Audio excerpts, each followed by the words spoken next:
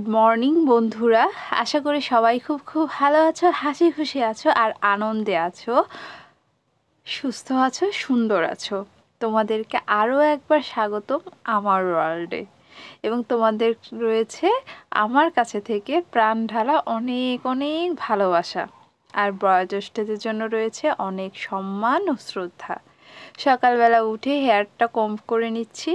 আমি hair care বা হেয়ারের যত্ন বলতে তেমন কিছুই করি না, জাস্ট সিম্পল। তোমরাও অয়েল দাও, আমিও অয়েল দেই, কিন্তু আমি কোনো সিরাম ইউজ করি না, বিশ্বাস করো। কোনো কন্ডিশনার ইউজ করি না। তাও আমি হেয়ার কম্ব করার পর আমার বিশ্বাস করো একটা চুলও উঠবে না, বা আমার চুলে কোনো জট বেঁধে থাকে না।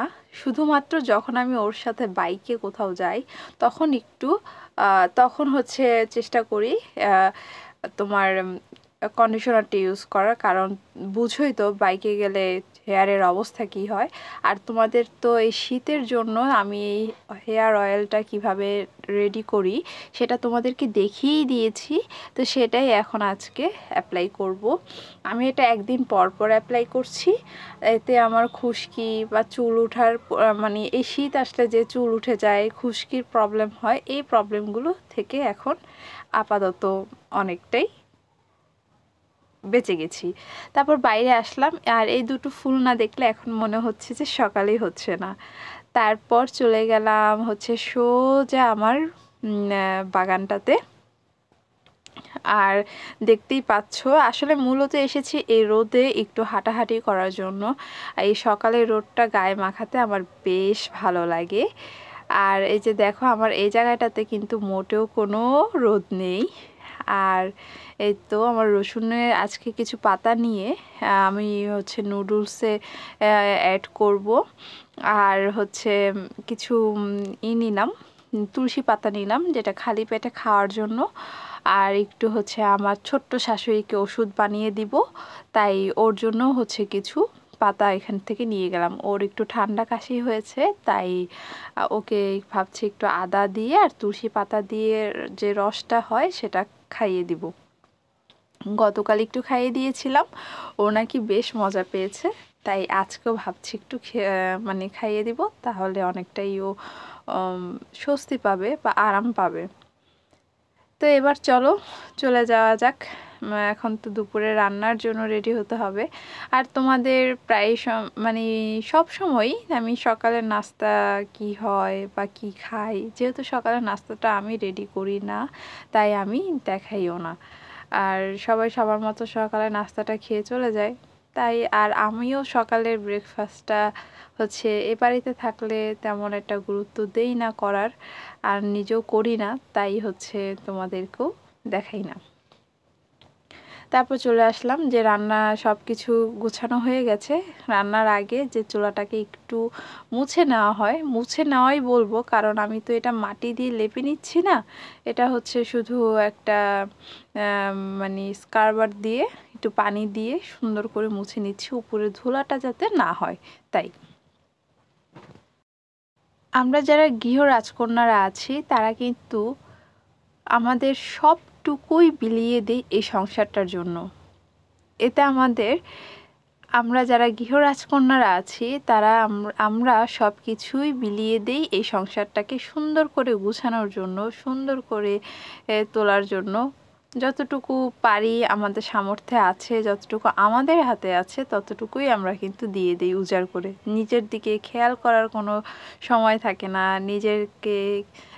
নিজেদের কোনো কেয়ার করার কোনো সময় থাকে না, সব কিছু উজাড় করে দিয়েও যখন আমরা এই সংসারে কিছু কিছু মানুষের মন পাই না বলতে, যখন বিশেষ বিশেষ মানুষদের বা কাছের মানুষদেরই মন পাই না, তখন কিন্তু আসলেই খুব খারাপ লাগে। হ্যাঁ, এটা সত্যি, তখন কিন্তু আসলেই খুব খারাপ লাগে। তো আমি বলবো, যখন তুমি তাদের মন পাও না বা যখন তুমি তাদের দেখছো, অনেক সময় তো এমনটাও হয় যে তুমি যে এই ফ্যামিলির একটা সদস্য, সেটাও তারা ভুলে যায়। তারা ধরে নেয় তুমি এই পরিবারের একজন সার্ভেন্ট। এটা আসলেই সেই রাজ্যেই রাজকন্যাদের সাথে হয়, তাদের জন্য আসলে খুব মর্মান্তিক এবং খুবই দুঃখজনক। এটা যার সাথে হয় একমাত্র শুধু সেই বুঝবে এটা ঠিক কতটা কষ্টকর। তো একটা সময় এরকম হতে হতে যখন আমরা হচ্ছে গাধার খাটুনি খেটে যাই, দেখি যে না এটা আর প্রবলেমটা সলভ হচ্ছেই না, দিন দিন আরও বেড়ে চলছে, তখন কি হয় নিজেদের দিকেও খেয়াল রাখলাম না, আরবার হচ্ছে সংসারের দিকে সব কিছু দেখতে গিয়ে নিজেরাও হচ্ছে শেষ হয়ে যাচ্ছি। একটা সময় এই তিক্ততা বিরক্তকর থেকে চলে আসে কিন্তু বিভিন্ন মানসিক প্রবলেম, তারপর কিন্তু একটা যে কোনো দুর্ঘটনা ঘটে যায়, যেটা কিনা আমরা না চাইতেও সেটা হয়ে যায়। কিন্তু এই মানুষগুলোর কি মধ্যে একটু কোনো ইফেক্ট পড়ে যে তারা একটা মানুষকে এইভাবে যে বলছে বা এইরকম বিহেভ তার সাথে করছে, সে কি কষ্ট পাচ্ছে, নাকি তার যে একটা মানুষকে যে একটা ন্যূনতম একটা সম্মান বা একটা মানসিক শান্তি বা একটা মানুষ আরেকটা মানুষের কাছ থেকে যে এতটা কষ্ট পাচ্ছে, তাকে এতটা কষ্ট দিচ্ছি, তখন কিন্তু কিচ্ছু করার থাকে না যে মানুষটা কষ্টটা পাচ্ছে। যখন একটা দুর্ঘটনা হয়ে যায় তখন কিন্তু তারা আফসোস করে, ইস মেয়েটা এরকম ছিল ওরকম ছিল। তখন আফসোস করে কি লাভ? তখন তো মানুষটা নেই, তাই না? তখন তো আফসোস করে তোমার কোনো লাভ হবে না। তাই আমি বলছি যেই গৃহরাজকন্যারা এই প্রবলেমগুলোতে আছো, তখন তারা এই মানুষগুলোকে, তুমি তো একদম বের হয়ে আসতে পারবে না ওখান থেকে, মানুষগুলোকে মন থেকে ডিলিট করে দাও। যতটা পারো তোমার দায়িত্বটা পালন করে তুমি তোমার জগতে ঢুকে যাও। যতটা পারো তাদের সাথে ওঠা বসা কথাবার্তা সব কিছু কমিয়ে দাও, সব কিছু। তুমি একটা সপ্তাহ এরকম করো, তাহলে দেখবে তারা তোমার পেছনে সমালোচনা করছে, তুমি ভালো না, তুমি এটা সেটা নানান কিচ্ছু মনে করো না। কষ্ট পাবে জানি, কিন্তু কিছুই মনে করো না। তাদের কাছ থেকে দূরে সরে আসো। যদি পসিবল হয় তোমার লাইফ পার্টনারের সাথে আলোচনা করে তাদের কাছ থেকে দূরে সরে আসো, আর যদি সেটাও পসিবল না হয় মেন্টালি দিক থেকে তাদেরকে বাদ দিয়ে দাও। আর যদি সেটাও পসিবল না হয় তাহলে আমি বলবো সেখান থেকে বের হয়ে আসো। তোমার যদি কাছের মানুষটা তোমাকে বুঝে, তোমাকে সাপোর্ট করে, তাহলে বলবো তুমি বের হয়ে আসো, নিজের পায়ে দাঁড়াও, তারপর তাদের সামনে গিয়ে আবার দাঁড়াও। দেখবে তোমার কদর কতটা যে বেড়ে যাবে সেটা তুমি নিজেও মানে ভাবার বাইরে। যে মানুষগুলো তোমাকে দিন রাত সার্ভেন্টের মতো, হাউস সার্ভেন্টের মতো হচ্ছে খাটাতো, নানান কথা বলতো জিনিস নিয়ে, খাবার নিয়ে, পোশাক নিয়ে, সব কিছু নিয়ে, তারাই দেখবে তোমাকে পারছে না তাদের হাতে দিয়ে খাওয়াই দিতে। এরকম আছে, অনেক গৃহরাজকন্যাদের সাথে এরকম হয়। তাই বলছি এই নেগেটিভ মানুষদের কাছ থেকে ফিরে আসো, যতটা সম্ভব দূরে সরে যাও, সেটাই ভালো। কারণ ন্যূনতম বেঁচে থাকতে হবে, জীবনটা একবারই আসে, বারবার না। তাই একটা জীবনে কেন এত কষ্ট করতে যাবে বলো? তো তোমাদের সাথে কথা বলতে বলতে আমার কিন্তু এই লাউয়ের রান্নাটা হয়ে গেছে, আর দেখতেই পেয়েছো খুব সিম্পলভাবে এই লাউটা আজকে রান্না করলাম। এটা কিন্তু রুটি দিয়ে বা ভাত দিয়ে খেতেও বেশ ভালো লাগে। আমি রুটি দিয়ে খাওয়াটাই বেশি পছন্দ করি।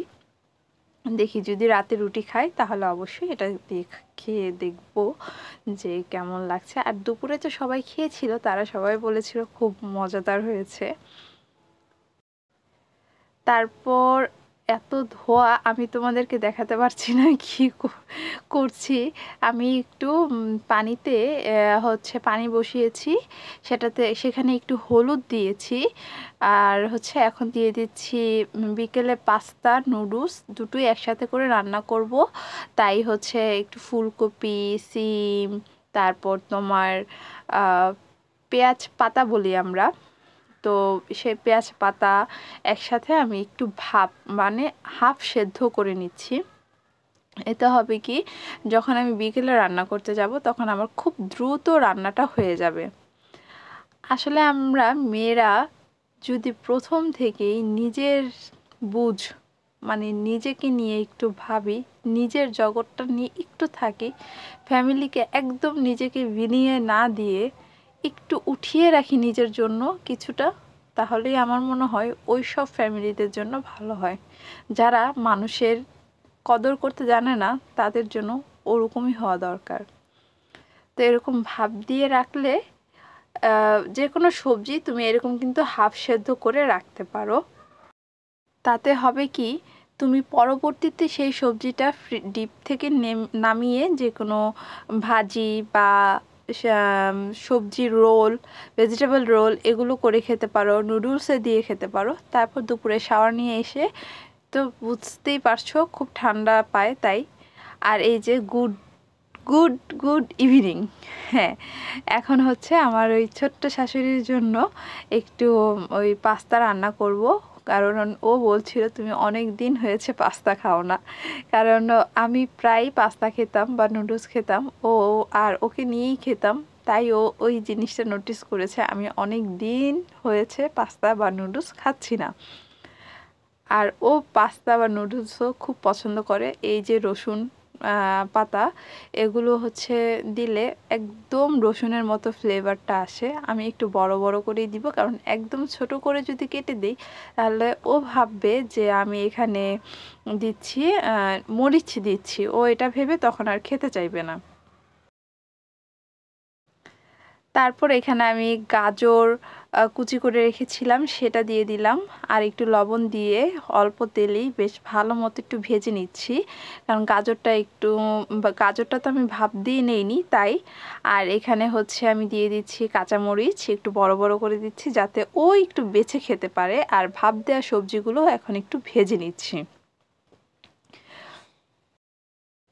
সবজিগুলো খুব ভালোভাবে ভেজে নিয়ে এখন আমি নুডলসটা দিয়ে দিলাম, আর নুডলসগুলো এখন সুন্দরভাবে মিক্স করে নিচ্ছি। আর আমার নুডলসটা কেন বলো তো এখনও ঝরঝরে আছে, কারণ সেদ্ধ করার পর আমি একটু বেশ ভালো মতো একটু অল্প পরিমাণে তেল মাখিয়ে রেখেছিলাম, যার কারণে এখনও এটা ঝরঝরে আছে, একটার সাথে আরেকটা লেগে যায়নি। আর এটা রান্না আমার আপাতত কমপ্লিট। তো এরপর এখন আর কিছুই করার নেই। আর আজকের এই নুডলসটা খেয়ে তারপর তোমাদের পরে বলবো যে কেমন হয়েছে। আমার এই ছোট্ট শাশুড়ি এই বক্সে করে এই নুডলস বা পাস্তা খেতে খুব পছন্দ করে, ও খাবে এই কাঁটা চামচ দিয়ে, তাই ওর জন্য ওটা নিয়ে আসলাম। আর আমার ছোট্ট শাশুড়িটা কোথায় আছে বলো তো, এই দেখো কি সুন্দর করে ঘুমিয়ে আছে, তাই না বলো? ও দুপুরে আমার সাথেই ঘুমিয়েছিল, আমি দুপুরে যেহেতু ঘুমাই না, ও এসেছিল আমার কাছে ঘুমানোর জন্য। তো ও উঠলে এটা দেখে নিশ্চয়ই খুব খুশি হবে, খুবই খুশি হবে। এই যে দেখো, ও মাত্রই ঘুম থেকে উঠলো এবং আমি বললাম তোমার জন্য একটা সারপ্রাইজ আছে, বলাতে ও খুব খুশি। ও জানতে চাইলো কি সারপ্রাইজ, তাই আমি বললাম যে এই যে দেখো, এই বাটিটা খুললেই দেখা যাবে তোমার সারপ্রাইজ। আর ওর মুখের এক্সপ্রেশনটা তোমরা একটু খেয়াল করো, দেখতে পেয়েছো ও কতটা খুশি হয়েছে। আর ও এই বক্সটাতে খেতে অনেক খুশি হয়। তারপর ও খাওয়া শুরু করলো। আবার ওকে জিজ্ঞেসও করেছিলাম কেমন হয়েছে, ও বলেছে অনেক মজা হয়েছে। এবং অনেক দিন পর, আসলেই আমরা অনেক দিন পর এই দুজনে নুডলস পাস্তা একসাথে আর সবজি দিয়ে হচ্ছে রেডি করে খেলাম। কারণ ওর আম্মু যেটা করে শুধু একটা ডিম দিয়ে নুডলস বা পাস্তা রান্না করে দেয়, তা আমি একটু সবজি অ্যাড করছি কিন্তু কোনো ডিম দেইনি। ও এটাও খুব পছন্দ করে। আসলে সব টাইপের খাবারই প্র্যাকটিস করা ভালো। হ্যাঁ, তো বন্ধুরা আজকের ব্লগটি এ পর্যন্তই। যদি ভালো লেগে থাকে অবশ্যই একটা লাইক করে দিও, আর যদি আরও বেশি ভালো লাগে এবং পরবর্তীতে এরকম আরও অনেক ব্লগ চাও তাহলে কিন্তু সাবস্ক্রাইব করে দিও। আর সবাই ভালো থাকো, সুস্থ থাকো, সুন্দর থাকো আর হাসি খুশি থাকো সব সময়।